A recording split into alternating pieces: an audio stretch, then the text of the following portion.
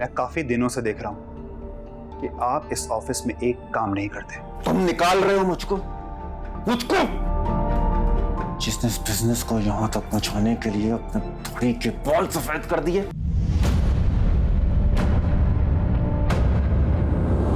मैं तुम पे भरोसा किया कि तुम मेरा काम कर दोगे, लेकिन तुमसे काम हुआ नहीं। और मेरे बंदे उस तक पहुंच गए थे, उसे गाड़ी से निकालकर हाथ पांव तोड़ने वाले थे। मुझे हिम्मत करनी चाहिए। मैं रोहान और फारिस से डरूंगा नहीं कि उस्मान जेल से कभी घर ना आए। देखिए आरफा साहब, ऐसा तो मुमकिन नहीं है कि वो जिंदगी भर ही जेल के अंदर रहे। वैसे ना हमारी तायरा की किस्मत बहुत अच्छी है, वरना कहाँ मिलते हैं ऐसे रिश्ते। लेकिन एक मसला है। वो क्या? उस लड़के का बाप उम्र कैद की सजा काट रहा है जेल में। कैसे घर में रिश्ता देना मुनासिब रहेगा? एक बात बताऊं आपको, जो बात आप मुझे बता रहे हैं ना, इसका मुझे पहले से पता है।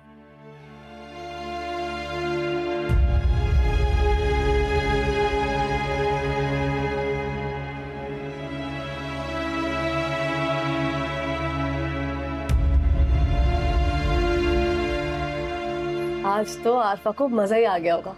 पता चला होगा उसको भी कि किससे पाला पड़ा है उसका। बहुत बर्दाश्त किया उसको मजीद मैंने तुम्हारी वजह से। बिल्कुल ठीक किया तुमने, बिल्कुल ठीक किया तुमने उसे थप्पड़ मार के। आरफा है तो मेरी बहन, लेकिन बहुत अच्छे से मैं जानता हूँ उसे, बहुत अच्छे से। लेकिन अभी भी मेरी आग ठंडी नहीं हुई है मजीद। मैं उसे वो तिगनी का नाच नचाऊंगी कि याद करेगी। ठीक, करो करो जो करना करो। अगर अब मेरे रास्ते में कोई भी आया ना मजीद, तो मैं देख लूंगी उसको। बहुत हो गया। तुम अपना कारोबार अलग क्यों नहीं कर लेते? मुझे इन लोगों के चेहरे से भी नफरत हो गई है। करते हैं कुछ, करते हैं, चलो।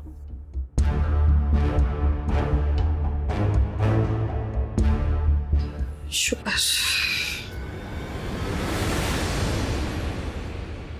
तुम्हें पता था? तुम ये सब कैसे जानती हो? वो समीना ने बात करने से पहले ही मुझे सब कुछ साफ साफ बता दिया था।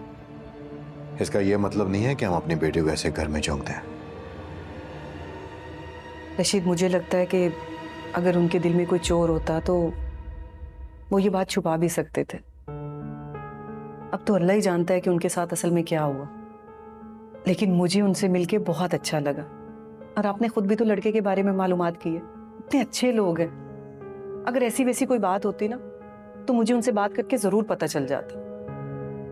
फरजाना, बेटी का मामला है, हमें बहुत सोच समझ के फैसला करना है। आप ठीक कह रही हैं। मैं भी लड़की की माँ हूँ, दुश्मन नहीं हूँ। मैं कभी नहीं चाहूंगी कि मेरी बेटी की जिंदगी में कोई मुश्किल आए। मेरा दिल बहुत मुतमईन है और मुझे यकीन है कि इंशाल्लाह हमारी बेटी वहां बहुत खुश रहेगी। तुम अपनी तसल्ली कर लो, मेरा दिल नहीं मान रहा। लेकिन क्यों? कोई वजह भी तो पता चले ना। रशीद, ये बहुत अच्छा रिश्ता है और ऐसे रिश्ते बार बार नहीं आते। आप खुद मिले लड़के से, कितना अच्छा लड़का है। और वैसे भी आजकल के दौर में लोग सिर्फ लड़के को देखते हैं। कौन देखता है लड़के के माँ बाप को? खुदा के लिए इतना मत सोचें, मान जाएं इस रिश्ते के लिए। इंशाल्लाह हमारी बेटी बहुत खुश रहेगी।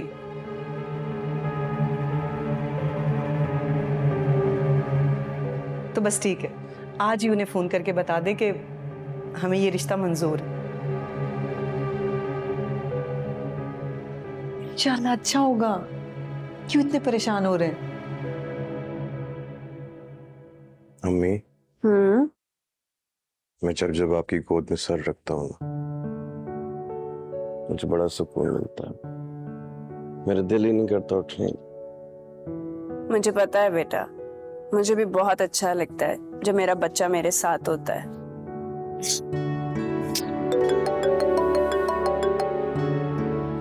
एक सेकंड। हेलो, जी जी रशीद भाई, पहचान लिया मैंने। कैसे हैं आप? बहुत बहुत शुक्रिया। मुझे यकीन था कि आप ये रिश्ता जरूर मंजूर करेंगे। भाई साहब, अगर आप लोग कल घर पर हैं तो हम रिश्ता लेकर आना चाह रहे हैं तो क्या हम आ सकते हैं? ठीक है भाई साहब, शुक्रिया, खुदा हाफिज। क्या हुआ मम्मी? किसका फोन था? बेटा तुम्हारे रिश्ते के लिए हाँ कर दी है। कल जाएंगे हम तुम्हारी बात पक्की करने। क्या? मेरा बेटा इतना बड़ा हो गया।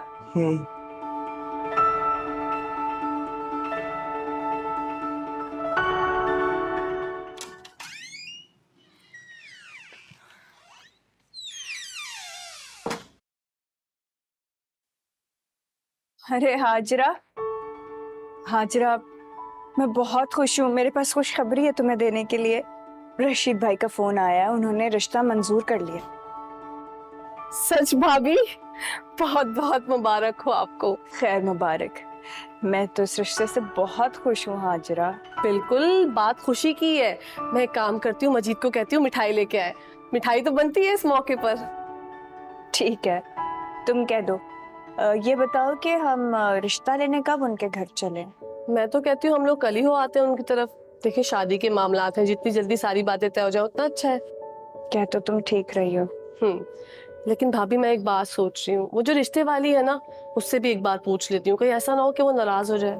अरे अच्छा याद दिलाया, उससे फोन करके खुशखबरी तो सुना दो। मैं बिल्कुल उसको कॉल करके बताती हूँ। और मैंने उसको पहले ही कह दिया था कि यहाँ रिश्ता तय हुआ, वहाँ तुम्हारी फीस तुम्हें मिल जाएगी। हाँ ठीक है। कितनी फीस मांग रही है? वो तो 50,000 कह रही है। 50,000? हाँ, मगर मैंने उससे कह दिया कि भाई 20,000 रुपए से 1 रुपया ज्यादा नहीं दूंगी मैं। रहने दो हाजरा, 50,000 हो या 20, हमारी सारियों की खुशी से बढ़कर तो नहीं है ना। तुम उसे दे देना वो जितने भी मांगती है। बात तो आपकी ठीक है भाभी, लेकिन रकम मुनासिब तो बोले ना। बस मैं नहीं चाहती कि सारियों की खुशी के मौके पर कोई दुखी हो। ये तो आपका बड़ापन है भाभी, वरना ऐसे मौके पर लोग खाल खींच लेते हैं। तुम ना जब उसके घर जाओ तो मुझे बता देना, ताकि मैं तुम्हें फीस दे दूं उसकी। ठीक है, मैं मजीद को कहती हूँ मिठाई।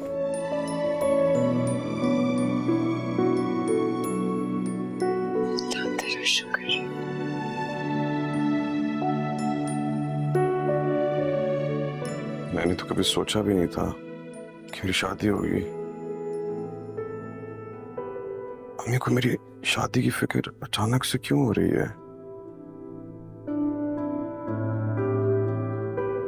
मैं तो अभी ज़हनी तौर पे तैयार ही नहीं हूँ शादी के लिए। मैं भी शादी नहीं करूंगा। मैं अम्मी को बता दूंगा मुझे भी शादी नहीं करनी। मेरी शादी पे रोहान वगैरह मेरा कितना मजाक बनाएंगे। मैं क्या कहूंगा इन्हें? वैसे मैं इन लोगों से इतना खौफजदा क्यों हो रहा हूँ? मम्मी ये बातें सुनेगी तो मुझे कितना डांटेंगी। नहीं नहीं, मुझे हिम्मत करनी चाहिए। मैं रोहान और फारिस से डरूंगा नहीं। ये मेरी हिम्मत क्यों जवाब दे जाती है बार? मैं क्या करूं मैं खुदा? मेरी हिम्मत, मुझे हौसला दे अल्लाह।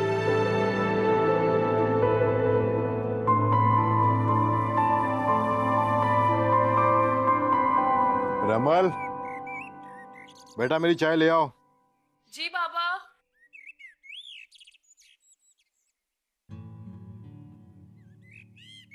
चले आपकी। Thank you so much. अच्छा बात सुनो, बैठो। एक बात कहूं, पता नहीं क्यों मुझे लगता है कि तुम्हारे माँ बाप के ना मिलने की वजह से कहीं तो मुझे उसका कसूरवार तो नहीं समझ रहे। कैसी बातें कर रहे हैं बाबा? मैं जानती हूँ आपने अपनी हर मुमकिन कोशिश की उन्हें ढूंढने। हाँ मैंने तो बहुत कोशिश की थी, बल्कि अपना तबादला भी कराची करवा लिया। ये सब कुछ अपनी किस्मत का लिखा समझ के कबूल कर लिया अब मैंने। रमल मुझसे कभी बदगुमान मत होना। मेरा अल्लाह जानता है कि मैंने उनको ढूंढने के लिए पूरी कोशिश की है। बाबा ऐसा कोई ख्याल मैं अपने जहन में नहीं लाती, और प्लीज आप भी मत आया कर। खुश रहो, और अल्लाह ताला जल्दी से तुम्हें अपने माँ बाप से मिलवा। आमीन।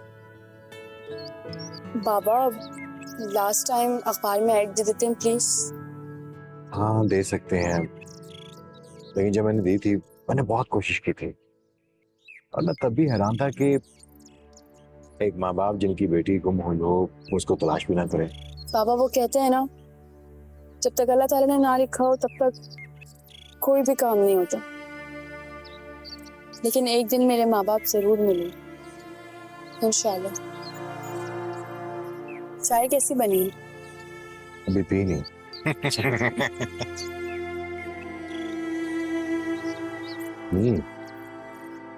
बहुत अच्छी, ऐसी ही चाय तुम्हें पता मैं पीता हूँ।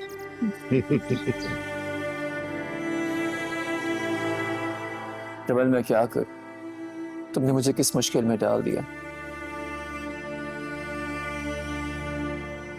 लेकिन तुम्हारा भी क्या कसूर, तुम्हें तो खुद नहीं पता कि मैं तुम्हें कितना चाहता हूं। मैं तुम्हें भूल तो नहीं सकता रमल, लेकिन अब मैं इस तरह तुम्हें अपने घर में भी नहीं देख सकती। मैं घर ही छोड़कर चला जाऊं। आखिर ये मोहब्बत भी क्या चीज है, इंसान को दरबदर करने में जरा भी देर नहीं लगाती। लेकिन मैं ये घर छोड़कर कहाँ जाऊंगा? मुझे किसी ऐसी जगह जाना चाहिए जहां कोई मुझ तक ना पहुंच सके। मैं इस घर में रहकर रमल का सामना नहीं कर सकूंगा। उसे किसी और के साथ इसी घर में हंसता बोलता देखने की मुझ में हिम्मत नहीं। मेरी मदद फरमा मेरे अल्लाह, मुझे हिदायत दे और कुछ ऐसा कर दे कि मेरी रमल किसी और की ना हो सके।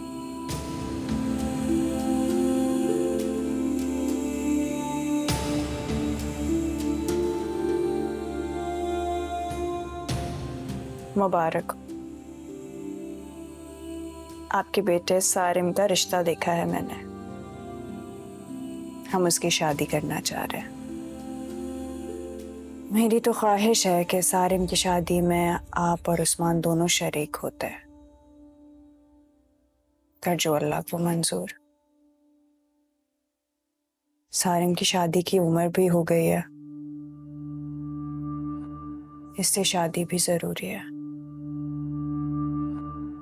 उस्मान भी इस शादी से बहुत खुश है, और मुझे पता है कि आप भी खुश होंगे।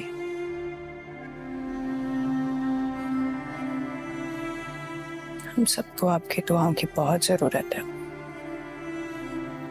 बहुत जरूरत है।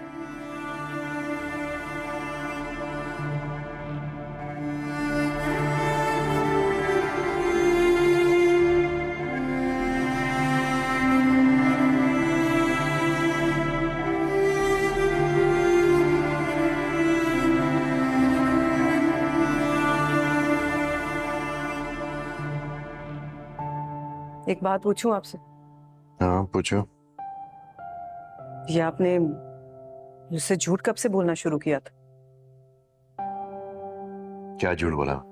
मैंने आपको कितना मना किया था कि हैदराबाद से कराची शिफ्ट नहीं होते, लेकिन आपने मेरी एक ना सुनी और आप यहाँ शिफ्ट होकर रहे। आज इतने अरसे के बाद ये बात करने का क्या फायदा?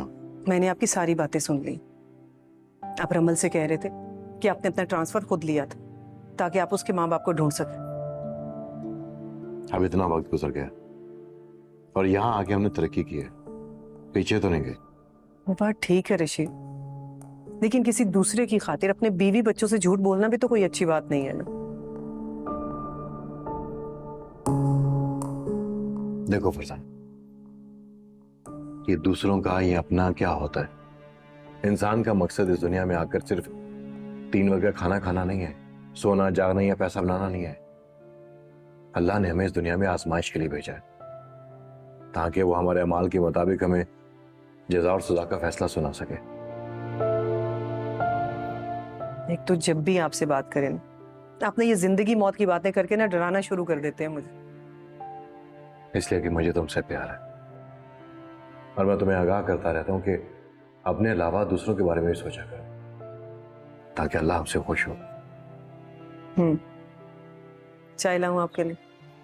हाँ ला दो तो अच्छी बात।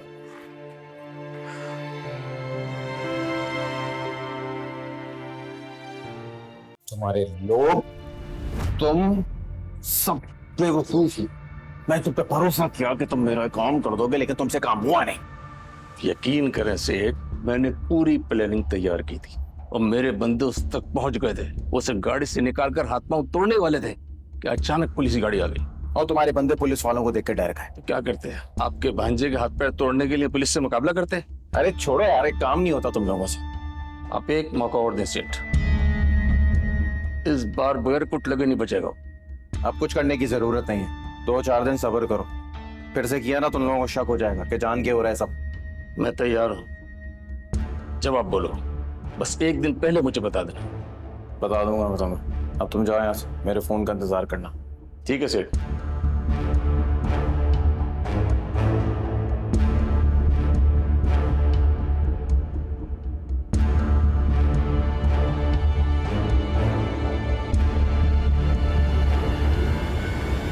आप भी शाम में जल्दी आ जाइएगा। वैसे तो मैंने लड़के वालों को तकरीबन 5-6 बजे का टाइम दिया है।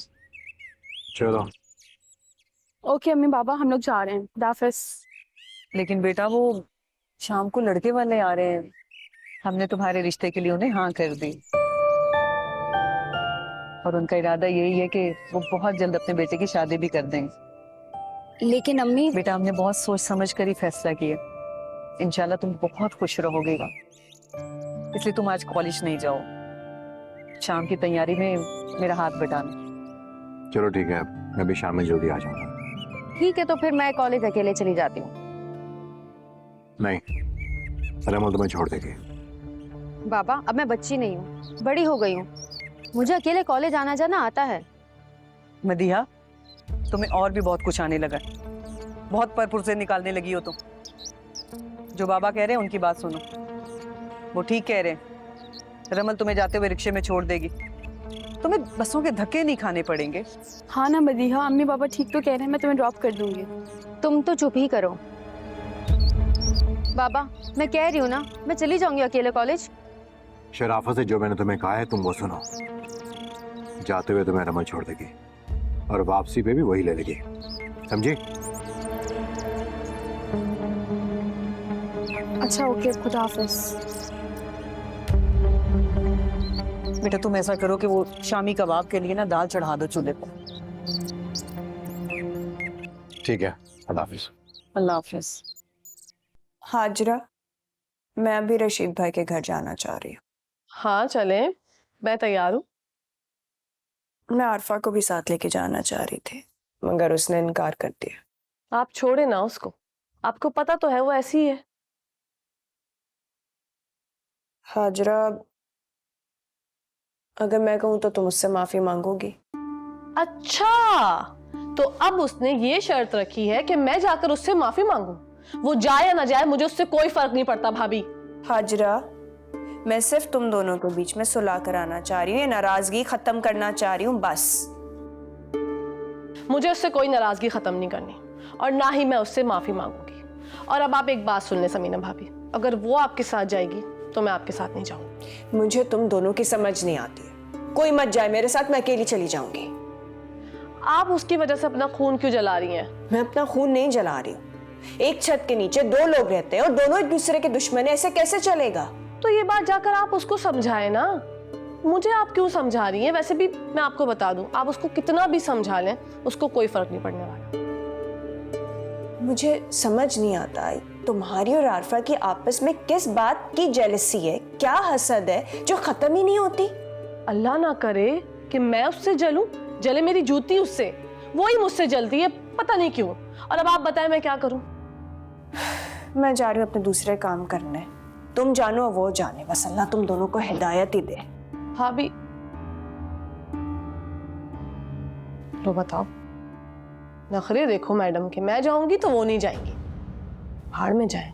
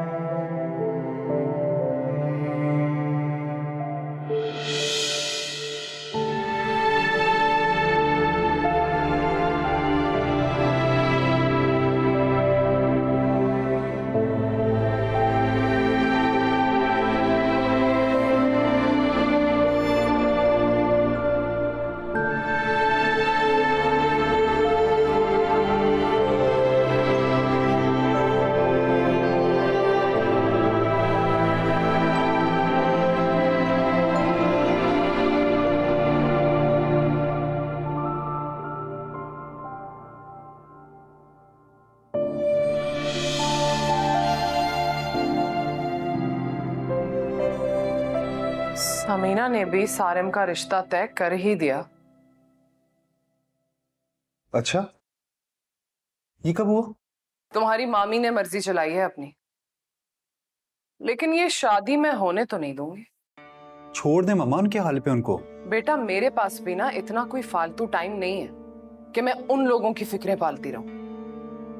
वो तो समीना मुझे खुद ही घसीट लेती है हर काम में, लेकिन मैंने भी बोल दिया मैं तब तक नहीं जाऊंगी जब तक हाजरा मुझसे माफी नहीं मांग लेती। बिल्कुल ठीक किया आपने। अब उनके मामलात में पड़ने की कोई जरूरत नहीं है आपको।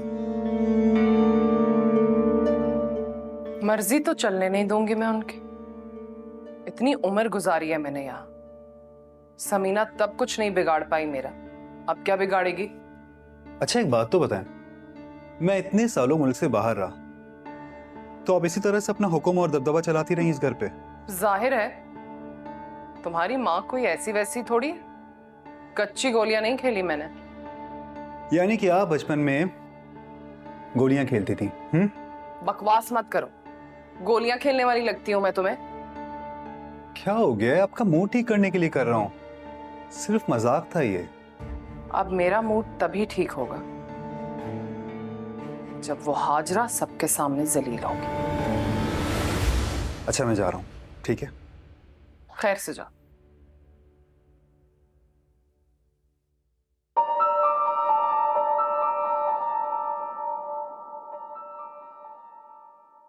तो फिर अब क्या सोचा तुमने? मैंने घर छोड़ने का फैसला कर लिया। क्या? देखो फारिस, पागल मत बन। तुम नहीं समझोगे। मैं कैसे रमल को अपने ही घर पे अपने भाई की दुल्हन के रूप में देख सकता हूँ? ये मेरे लिए बहुत तकलीफ से है।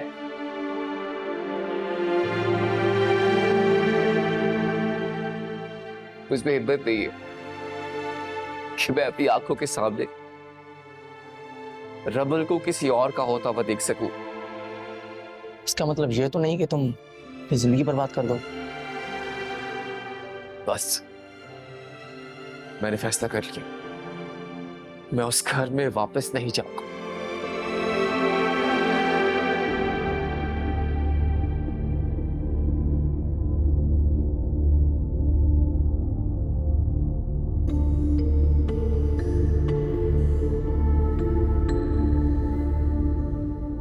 उस्मान, तुम्हारी मुलाकात आई है।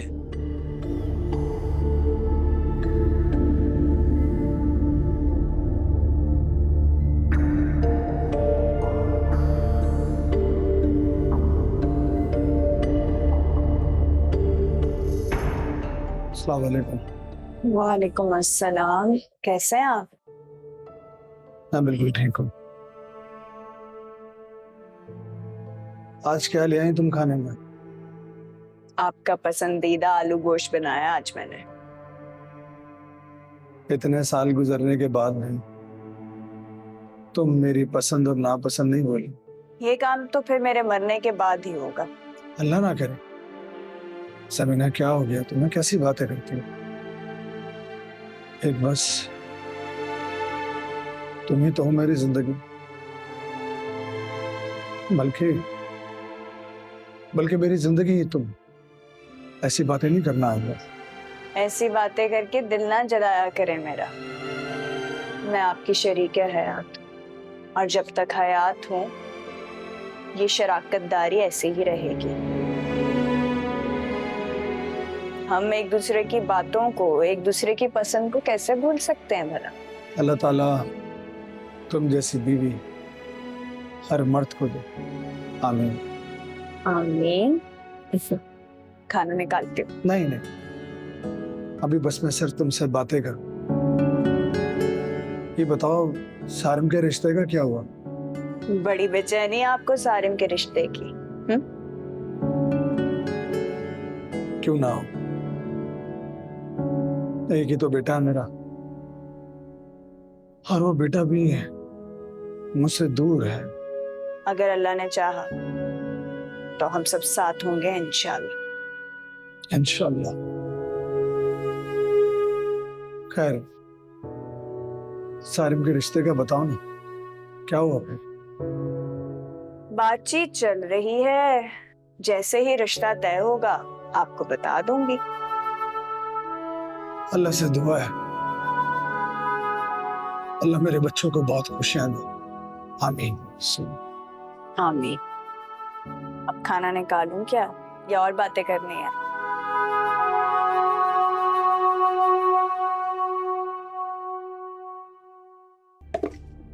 ये सब क्या है?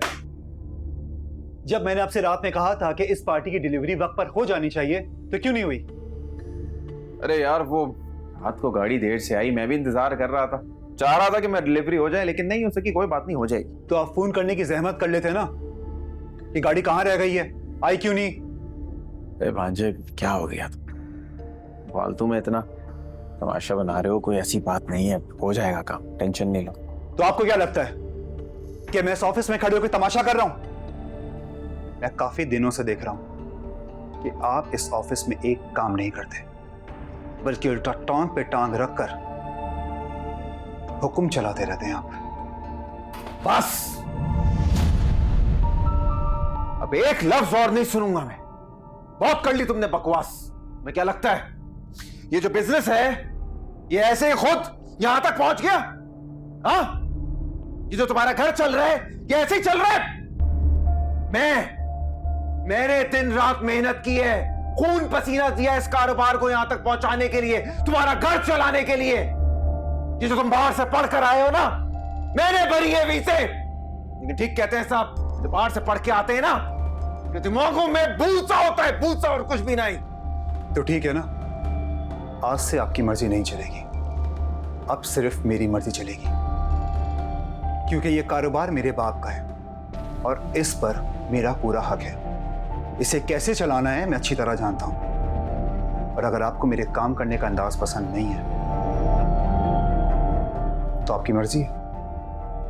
एक मिनट। तुम ये कहना चाहते हो कि मैं ये बिजनेस छोड़ के चला जाऊं? तुम निकाल रहे हो मुझको? जिसने इस बिजनेस को यहां तक पहुंचाने के लिए अपने थोड़ी के बाल सफेद कर दिए, दिन रात मेहनत की, उसको अफसोस कि इस बिजनेस को मेहनत चाहिए, इन बालों की सफेदी नहीं। हाँ जी, जो जवानी होती है ना, खून बड़ा गर्म, तो जो जवानी के कदम होते हैं ना, बहुत फूंक फूंक के रखने चाहिए, तभी आगे बढ़ सकोगे। क्योंकि खून ठंडा होने में वक्त नहीं लगता। आप यहां से चले जाएं, वरना मेरा दिमाग खराब होने में वक्त नहीं लगेगा।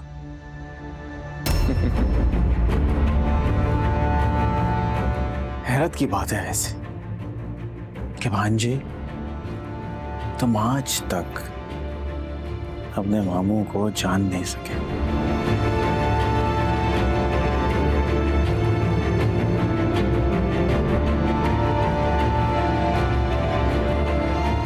जिस दिन जान जाओगे, जान से जाओगे। इन दोनों बाप बेटों ने इस कारोबार को अपने बाप का माल समझा हुआ है।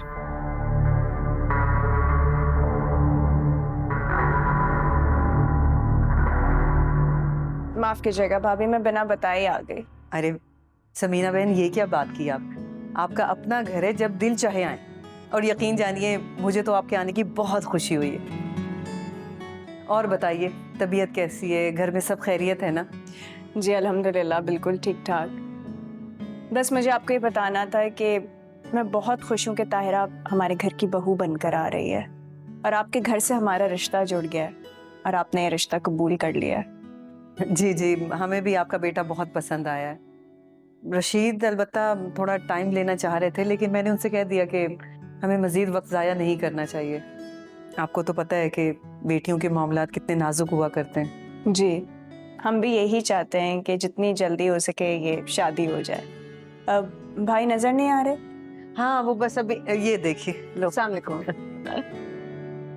अभी हम आप ही का जिक्र कर रहे थे, बड़ी लंबी उम्र है आपकी भाई साहब। शुक्रिया। तो फिर क्या बातें तय हुई आपके दरमियान? हम तो बस आपका ही इंतजार कर रहे थे। देखिए भाई साहब, अब आप भी आ गए हैं तो मैं इस बात को तूल नहीं लेना चाहती। मैं चाहती हूँ कि हम जल्दी ये रिश्ता तय कर दें और कोई तारीख आगे की रख लें ताकि ये शादी जल्दी हो जाए। हाँ हाँ, हमें कोई एतराज नहीं है, जैसा आप चाहेंगी बिल्कुल वैसे ही होगा। देखिए भाभी, हम तो ये चाहते हैं कि शादी की तारीख अगले 1-1.5 हफ्ते में ही तय हो जाए। आप क्या कहते हैं भाई साहब? 1-1.5 हफ्ता? हाँ हाँ, 1 हफ्ता बहुत है शॉपिंग करने के लिए, हमें मंजूर है।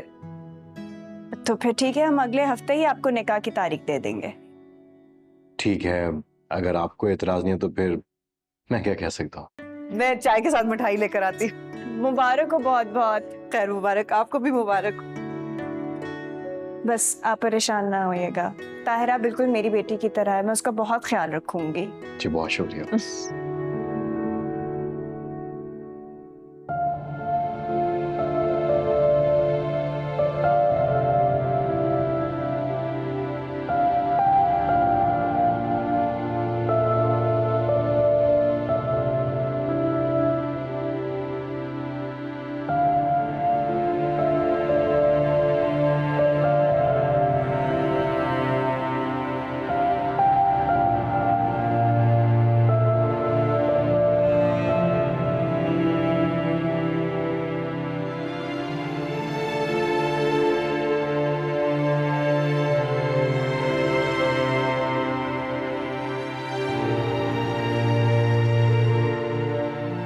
मम्मी, मैंने आपको मना भी किया था कि मुझे भी शादी नहीं करनी। आप क्यों? बेटा, अब तुम बड़े हो गए हो, शादी करोगे तो जिम्मेदारियां पूरी करोगे ना। वो तो आप ठीक कह रही हैं, लेकिन मैं ये सोच रहा था कि अब्बू के आने के बाद अगर हम इस बारे में बात करें तो ज्यादा अच्छा नहीं होगा? हाँ, ये बात तो ठीक है, लेकिन अब्बू भी आ जाएंगे। मेरी बहन मुझसे दूर है, मेरा बाप मेरे पास नहीं, आप मुझसे शादी की बातें कर रही हैं। जिंदगी मुसलसल चलने का नाम है सारिम, और हमारे साथ जो कुछ भी हुआ उसमें जरूर अल्लाह की मसलहत होगी और हमें अल्लाह के फैसलों को मंजूर करना होगा। शादी तो तुम्हें करनी होगी, तैयारी पकड़ो।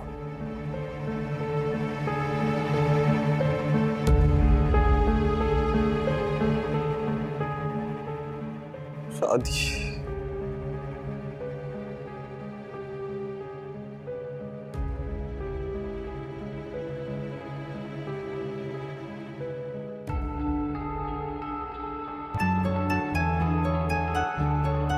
मैं आपसे बाद में बात करता हूँ। जी आरफा साहिबा।